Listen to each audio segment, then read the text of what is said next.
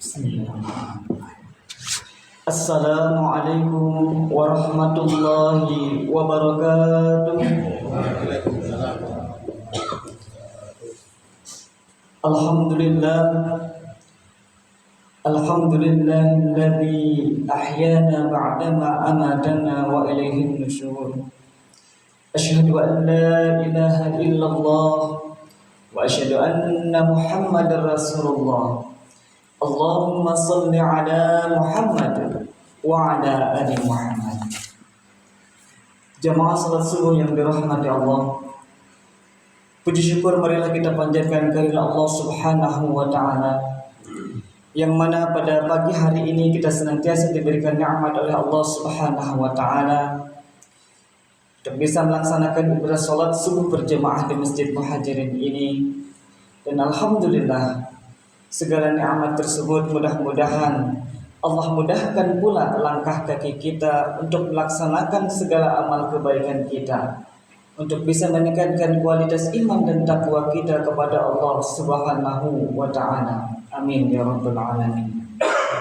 Salawat dan salam senantiasa tercurah limpahkan kepada Nabi kita Muhammad sallallahu alaihi wasallam. Semoga syafaatnya senantiasa menyertai kita pada hari kiamat kelak. Amin ya rabbal alamin. Mengutip pernyataan dari Imam Wahab bin Munabbih dan juga Syekh Imam An-Nawawi dalam kitab Nasahul Ibad, menyatakan bahwa ada 6 perkara yang harus kita tinggalkan jika kita menginginkan keselamatan akhirat. Apakah saja 6 perkara tersebut agar nantinya kita selamat di akhirat nanti? Yang pertama adalah meninggalkan kemarahan. Niscaya di akhirat kita akan bertetangga dengan Allah. Artinya, jika kita pandai menahan amarah, kita akan dekat dan bersahabat dengan Allah Subhanahu wa taala. Berkenaan dengan ini Rasulullah sallallahu alaihi wasallam telah mengingatkan, "Laisa syadidu bis-sur'ati, innamas syadidul ladzi yamliku nafsahu indal ghadabi." Orang kuat itu bukan kuat bergulat, melainkan orang kuat itu mampu mengendalikan nafsunya ketika marah. Menurut hadis ini ternyata orang hebat dan kuat itu bukan yang teriakannya keras dan lantang, melainkan mampu mengendalikan hawa nafsunya dan kemarahannya. Begitu indahnya balasan Allah bagi orang yang mampu menahan emosi dan kemarahannya, sebagaimana diterangkan oleh Rasulullah SAW. Siapa saja yang mampu menahan kemarahannya, maka Allah akan menahan azabnya dari orang tersebut. Kemudian yang kedua, jamaah hadirin salat subuh yang dirahmati Allah, agar kita selamat di akhirat nanti, kita perlu meninggalkan tipu daya dunia dan perkara yang haram. Niscaya kita akan aman dan insya Allah juga akan selamat. Bukan berarti kita menolak dunia, bukan. Akan tetapi kita bagaimana menjadikan dunia ini untuk menuju akhirat. Jadi segala aktivitas yang kita lakukan di dunia ini, kita niatkan orientasinya untuk amal ibadah. Diniatkan lillahi ta'ala agar semua menuju pada kehidupan yang kekal nantinya, yaitu akhirat. Sebagaimana diterangkan oleh Allah Subhanahu wa taala,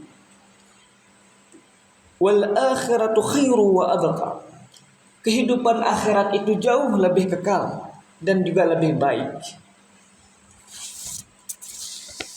Mengapa para hadirin sekalian kita tidak boleh menjadikan dunia sebagai tujuan? Tentu ada sebab. Nah, karena ketika dunia dekat dengan kita, rentan sekali ada sifat-sifat tercela yang akan nantinya hadir pada diri kita. Apa saja itu kira-kira? seperti rakus, tamak, dan juga berani mengambil perkara-perkara yang syubhat bahkan haram. Sehingga ini yang perlu kita berhati-hati terhadap diri kita, terhadap hati kita, agar menjaga diri kita dari hal-hal yang kiranya itu bisa mengarahkan kita pada hal-hal yang nantinya pada perbuatan tercela. Oleh sebab itu, maka perlu kita menjaga diri kita, menjaga hati kita, agar kita benar-benar menjadi orang-orang yang senantiasa berada di jalan Allah Subhanahu wa taala dan meningkat iman dan takwanya. Kemudian yang ketiga, para hadirin sekalian, adalah meninggalkan sifat sombong. Sesungguhnya Allah tidak menyukai orang-orang yang bersifat sombong tersebut. Kenapa? Karena kesombongan adalah pakaian kebesarannya. Maka pantas jika orang yang memiliki sifat ini di akhirat akan berjumpa dengan Allah dalam keadaan murka kepadanya. Disebutkan dalam sebuah hadis yang diriwayatkan oleh Ahmad, tidaklah seorang laki-laki yang menyombongkan diri dalam hatinya dan bergaya congkak dalam berjalannya, kecuali berjumpa dengan Allah dalam keadaan marah kepadanya. Pantas dalam hadis ini disampaikan bahwa tidak akan masuk surga orang yang dalam hatinya masih ada kesombongan walaupun sebesar biji sawi. Apa mau kita disombongkan? Apa yang mau kita sombongkan dari kehidupan ini? Bahwa semua yang kita miliki, semua yang kita nikmati ini adalah miliknya Allah. Oleh sebab itu maka titipan yang hari ini ada pada kita, kita gunakan sebaik-baiknya hanya untuk Allah Subhanahu wa taala, dan perlu kita jaga niat baik yang ada dalam hati kita. Kemudian yang keempat, para hadirin sekalian, adalah tinggalkan sikap berlebih-lebihan dan tidak ada maknanya. Sikap berlebihan ini menyangkut dalam segala hal, baik itu dalam pembicaraan, makan, tidur, bahkan dalam ibadah sekalipun. Allah Subhanahu wa taala juga mengingatkan, wa kulu washrabu wa la tusrifu innahu la yuhibbul musrifin. Makan dan minumlah, tetapi jangan berlebih-lebihan. Sungguh Allah tidak menyukai orang yang berlebih-lebihan tersebut. Begitu pula dengan hal-hal yang sia-sia tanpa makna.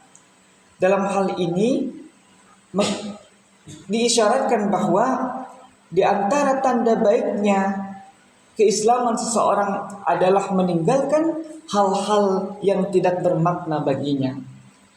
Kemudian yang kelima adalah tinggalkanlah permusuhan dan persengketaan. Insya Allah dengan kita melakukan ini kita juga akan selamat. Kewajiban meninggalkan permusuhan adalah perintah berdamai dari Allah Subhanahu wa taala. Karena sesungguhnya orang-orang mukmin itu bersaudara. Karena itu damaikanlah kedua saudaramu yang bertikai, dan bertakwalah kepada Allah agar kamu dirahmati. Maksudnya apa, para hadirin sekalian? Dalam hal ini Allah menegaskan bahwa sesama mukmin itu kita saling bersaudara satu sama lain, sehingga tidak boleh ada berseteru, bermusuhan. Oleh sebab itu, jika terjadi sesuatu hal-hal, maka selesaikanlah segera, karena jangan sampai berlanjut di akhirat. Akibatnya persetujuan tersebut akan saling sendera, akan saling sita amal baik ketika di dunia, waktu di akhirat nanti. Maka dalam hal ini dapat diambil sebuah pesan bahwa alangkah lebih baiknya kita saling menyapa satu sama lain, saling bersilaturahim satu sama lain, agar hubungan persaudaraan ini terjaga dengan baik. Kemudian yang keenam, yang terakhir adalah tinggalkanlah kekikiran dan sifat bakhil atau pelit. Niscaya dengan kita melakukan ini dan mengganti dengan sifat kedermawanan dan juga menghilangkan sifat pelit ini yang ada dalam diri kita, insya Allah juga kita masuk pada bagian yang akan selamat di akhirat nanti. Disebutkan dalam hadis, tidak akan berkumpul keimanan dan kekikiran dalam hati seseorang mukmin, sebagaimana hadis yang diriwayatkan oleh Ibnu Sa'ad. Jika diperhatikan dalam hadis ini, sifat kikir bukanlah sifat seorang mukmin, sebab tidak ada berkumpul antara sifat iman dan juga sifat kikir. Maka sebagai komitmen dalam seorang yang tingkat keimanannya tinggi, maka kita perlu menjadikan diri kita seorang yang pemurah, seorang yang dermawan, saling membantu satu sama lain. Mudah-mudahan dengan begitu kita tergolong orang-orang yang senantiasa melaksanakan ibadah sehingga meningkatkanlah kualitas iman dan takwa kita kepada Allah Subhanahu wa taala. Semoga 6 perkara ini yang disebutkan oleh Imam An-Nawawi dalam kitab tersebut menjadikan renungan bagi kita dan juga pesan agar kita senantiasa untuk introspeksi diri kita untuk lebih baik. Demikian beberapa hal yang dapat kami sampaikan. Mudah-mudahan hal ini bisa menjadi renungan bagi kita semua. Terima kasih atas perhatian. Mohon maaf jika terdapat kekurangan. Wabillahi taufiq wal hidayah wal inayah. Assalamualaikum warahmatullahi wabarakatuh.